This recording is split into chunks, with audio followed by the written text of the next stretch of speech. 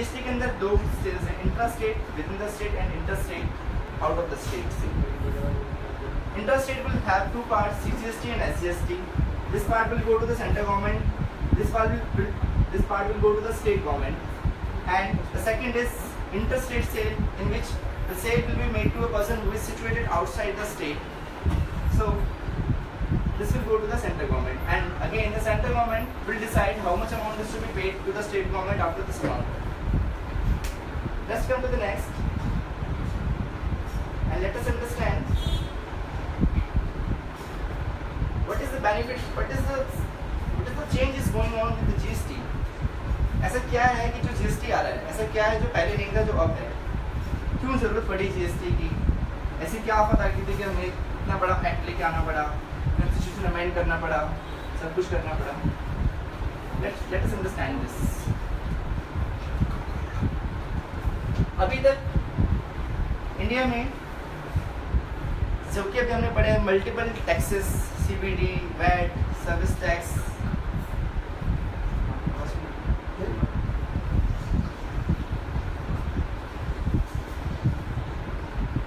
तो पहले क्या होता था, there will be multiple levies.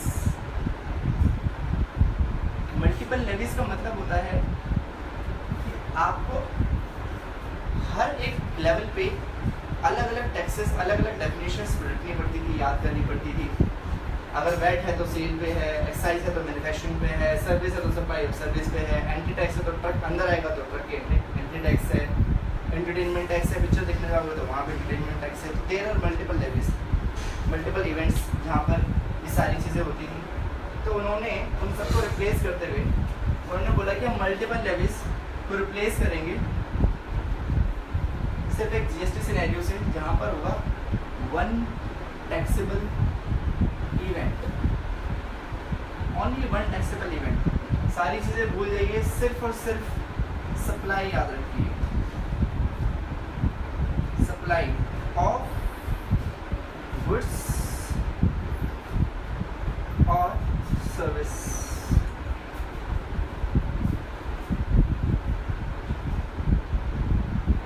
Supply of goods और सर्विस, तो जहाँ पर भी सप्लाई आएगी, जहाँ पर भी सप्लाई होगी, चाहे वो गुड्स की हो चाहे वो सर्विस की हो, there will be a GST।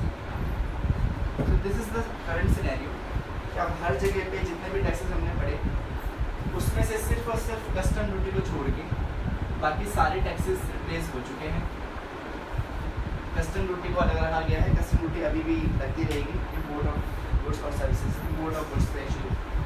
सो अब टैक्सेबल इवेंट सिर्फ और सिर्फ supply of goods and services होगा। Supply will be our taxable event and this will be our actual services और गुड्स की जो भी सप्लाई पे हमें टैक्स देना पड़ेगा।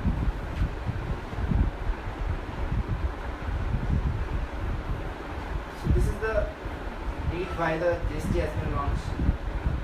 अब मैं आपको कुछ बेसिक फीचर्स GST के बता दूँ जिससे जो कि आपको कुछ समझने में GST को आसानी हो।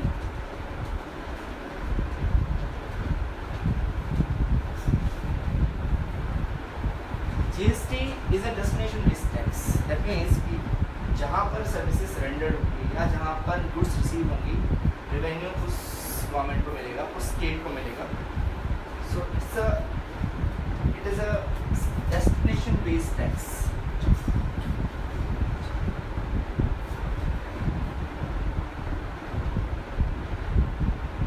Second is it's a dual levy. Dual levy हमने अभी पढ़ा कैसे इसके अंदर CGST एंड SGST दोनों ही पार्ट हैं जो कि सेंट्रल गवर्नमेंट और स्टेट गवर्नमेंट में आपस में डिस्ट्रीब्यूट होंगे। इसमें एक बहुत ही खास बात और बहुत ही बड़ी बात कि जो भी टैक्सेस हैं, जो भी GST लगेगा वो सारा स्टेट वाइज होगा। अभी स्टेट वाइज क्या है? स्टेट वाइज ये है कि आप जिस भी स्टेट में ऑपरेट कर रहे हैं आपको उस स्टेट के अंदर अलग से रजिस्ट्रेशंस और अलग से सबकी रिटर्न्स फाइल करनी पड़ेगी। अभी तक क्या होता था कि सर्विस टैक्स जो है सेंट्रल लेवल हुआ करता था, you had options to take the centralised registration, but now there is no centralised registration. आपको ईच एंड एवरी स्टेट के लिए अपना रजिस्ट्रेशन लेना पड़ेगा GST के लिए, जहाँ अगर आप लेट्स सपोज कि आप दिल्ली से ऑपरेट कर रहे हैं तो आपको दिल्ली के अंदर वो रजिस्ट्रेशन लेना है, लेकिन अगर आप गुड़गांव से ऑपरेट कर रहे हैं तो आपको गुड़गांव से गुड़गांव में हरियाणा के अंदर जाके आपको वहाँ पर अपना रजिस्ट्रेशन कराना पड़ेगा। तो सेंट्रल रजिस्ट्रेशन अब यहाँ पे नहीं रहा है, सेपरेट रजिस्ट्रेशन हर स्टेट के लिए आपको कराना पड़ेगा इसके अंदर। अब इसके अंदर हम और समझते हैं कि और क्या क्या ऐसे फीचर्स हैं जो रजिस्ट्री के अंदर है और जो चेंजेस आए हैं इसके अंदर। सबसे बड़ा चेंज जो कि देखा जाता है, you can say the input tax credit. It's a very important point, it's a very important change which has just made. आज से पहले क्या होता था कि एक सर्विस प्रोवाइडर है, जस्ट टेक एन एग्जांपल, अगर एक सर्विस प्रोवाइडर है, सर्विस प्रोवाइडर जो कि पहले सर्विस टैक्स चार्ज करता था, बट उसको कोई भी गुड्स को परचेज करता था उसका क्रेडिट नहीं मिलता था अनलेस स्पेसिफाइड केसेस में। अब क्या है कि गुड्स और सर्विस आपको सबका क्रेडिट मिलेगा, चाहे वो गुड्स हो चाहे वो सर्विस हो। और दूसरी इनपुट टैक्स क्रेडिट के अंदर ही दूसरी सबसे बड़ी चीज़ वो ये कि ये each level, and emphasising my word each level पे इनपुट टैक्स क्रेडिट आपको अलाउ करता है। दैट मीन्स कि जो मैन्युफैक्चरर ने भी जीएसटी चार्ज किया, एक वो भी क्रेडिट एक चेन में चलेगा। लेट्स टेक एन एग्जांपल, आज का सिनेरियो क्या था और आज का सिनेरियो क्या है और कल का सिनेरियो क्या होगा। We will take an example जिससे आपको ज़्यादा अच्छे से क्लैरिटी हो जाएगी कि अब क्या मेजर चेंज आएगा, कैसे ये कॉस्ट को अफेक्ट करेगा, कैसे ये प्राइसिंग को अफेक्ट करेगा।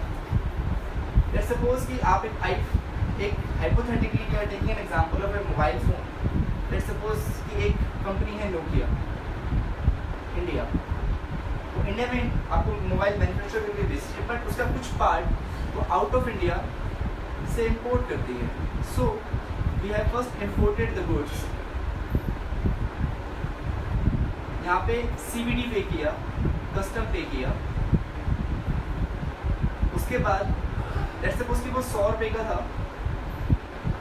उस पर हमने CVD पे किया let's suppose it is 10 rupees. तो now my cost is 110 rupees. अब ये इसके ऊपर मैन्युफैक्चरिंग करेंगे, यहाँ पे मैन्युफैक्चरिंग एक्टिविटी हुई, उसके बाद इसके ऊपर एक्साइज ड्यूटी लगेगी।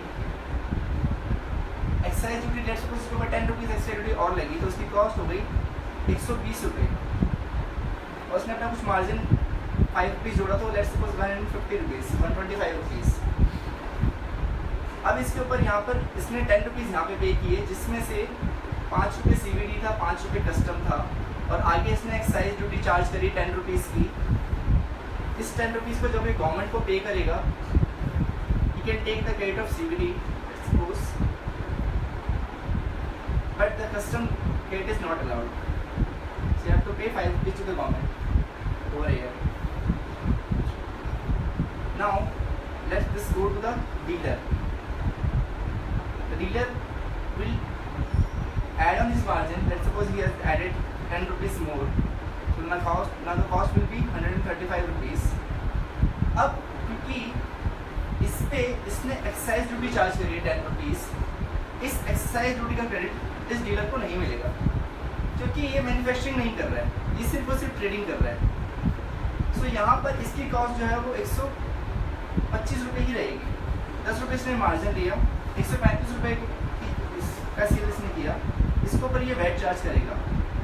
लेट्स सपोज इसने इसके ऊपर 10 रुपीज़ का वैट चार्ज कर दिया, तो आपके हाथ में कॉस्ट ये पड़ी आपको 145 रुपीज़ का। अब यहाँ पर क्या होगा, जब ये 10 रुपये पे करेगा, ये पूरे 10 रुपये पे करेगा, तो इसको ऐसे कोई रेट नहीं मिलेगा। ये आगे मल्टीपल लेवल चलेगा। लेट्स सपोज कि आप यहाँ पे भी परचेज नहीं करते, एक और डीलर रहता है ऐसे, जिसके लिए वो 145 रुपये का पड़ता है, वो अगेन वैट चार्ज करता है उसके ऊपर 10 रुपये मार्जिन लगा के 155 रुपये पे आपको बेचता है, जिसके ऊपर 10 रुपये और वैट चार्ज करता है, तो आपको जाके 165 रुपये की एसेट पड़ती है। इसका क्रेडिट अलाउड है, VAT to VAT credit allowed था अभी तक, बट ये वैट टू एक्साइज ये क्रेडिट अलाउड नहीं था। अब क्या होगा, ये इस सिनेरियो में जो जो ये एक्साइज का क्रेडिट है, क्योंकि अब ये एक्साइज रहेगा ही नहीं, अब ये सिर्फ ये भी जीएसटी है, ये भी जीएसटी है और ये भी जीएसटी है, और इसमें जो सीबीडी हमने पे किया था ये भी जीएसटी है। सो जैसे ही सारी चीज़ जीएसटी में चेंज हो जाएगी तो everyone can claim the credit of GST which he has paid on his previous purchases और सप्लाईज। सो आपने अपने इनपुट में अब कोई भी चीज़ परचेज करी हो जिसके ऊपर आपने जीएसटी पे किया है, तो you can adjust that GST against your output supply. So ये this will be the biggest benefit of the GST, जो कि अभी तक अलाउड नहीं होता था, अब हमें अलाउड होगा। इससे क्या होगा, इससे मैन्युफैक्चरर्स की कई जगह कॉस्ट कम होगी, जिससे प्राइसेस रिड्यूस होंगे, कुछ गुड्स के कुछ जहाँ पर रेट ज़्यादा है वहाँ पे उसकी प्राइसेस बढ़ेंगे भी। तो this will be the impact of the GST on the prices.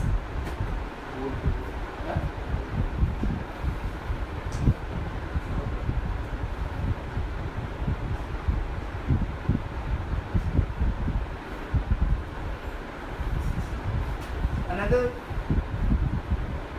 drastic change you can say, so very drastic change is the returns.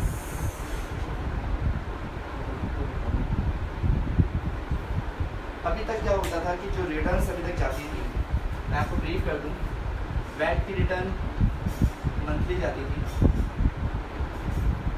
Service tax की रिटर्न हाफ ईयरली जाती थी,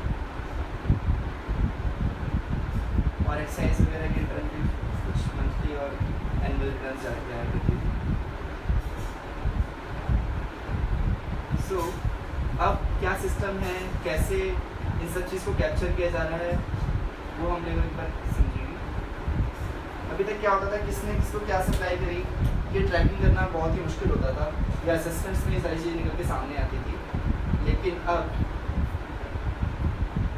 ये चीज़ें बहुत आसान कर दी जाएंगी, बट जो रिटर्न्स इसकी फाइल होंगी वो भी बहुत ही कॉम्प्लिकेटेड है, बट शुरू में दिक्कत आएगी, उसके बाद दिक्कत नहीं आएगी। इसके अंदर रिटर्न्स में इन्होंने सारा सिस्टम मंथली कर दिया है, दैट मीन्स मंथली भी किया है और क्रॉस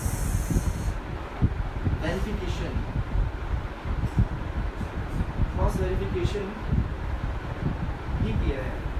दैट मीन्स कि अगर मैंने कोई चीज़ सेल्स दिखाई है और एक पर्सन को दिखाई है, जब तक वो पर्सन कंफर्म नहीं करेगा रिटर्न के अंदर अपने कि मैंने इससे चीज़ परचेज करी है, तब तक मेरी वो रिटर्न के अंदर एक्सेप्ट नहीं होगी।